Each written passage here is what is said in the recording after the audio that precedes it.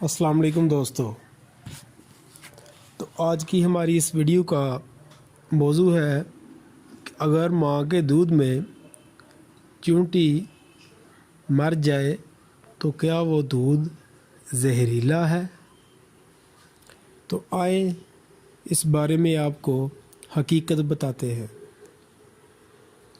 ماں کا پہلے ہفتے کا گاڑھا دودھ۔ بعض اوقات یہ دیکھنے میں آیا ہے کہ بعض مائیں اپنے طور پر اپنا دودھ لے کر اس میں ایک دو چونٹی ڈالتی ہیں، اور اگر وہ چونٹی مر جاتی ہے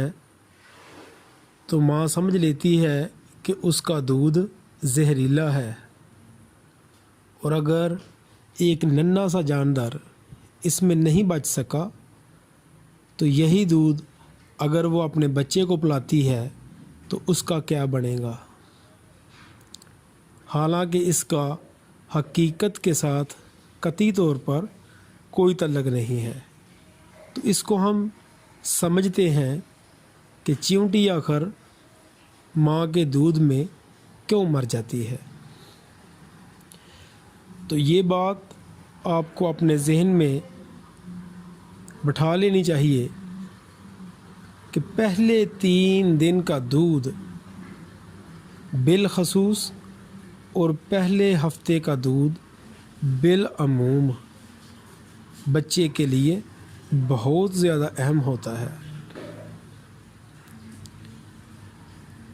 لیکن وہی بات جو میں آپ کو پہلے بتا چکا ہوں کہ بعض مائیں کسی کے بتائے ہوئے طریقے پر عمل کرتے ہوئے اپنے دودھ کا امتحان لیتی ہیں اور اپنے پہلے دنوں کے دودھ میں چونٹی ڈال کر چیک کرتی ہیں کہ آیا اس کا دودھ زہریلا تو نہیں ہے، جبکہ یہ قدرتی امر ہے کہ پہلے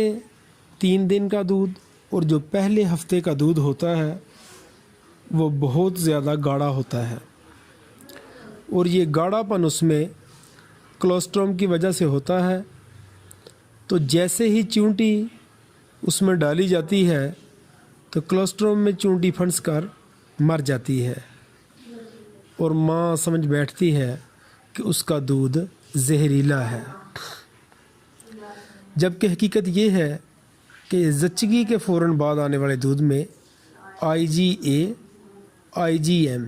2 ہارمون اور کولسٹرم کی مقدار بہت زیادہ ہوتی ہے۔ بچہ جراثیم سے پاک بند دنیا سے جراثیم سے بری کھلی فضا میں آتا ہے، تو ماں کے دودھ کے یہی اجزاء اسے بیماریوں سے محفوظ رکھنے میں بہت زیادہ کردار ادا کرتے ہیں اور بچے کے پیٹ کو بد ہضمی سے بچاتے ہیں۔ تو آج کی ہماری اس ویڈیو کا جو اہم ترین موضوع تھا وہ یہ تھا کہ آپ کو بتایا جائے کہ چونٹی کا دودھ میں مر جانا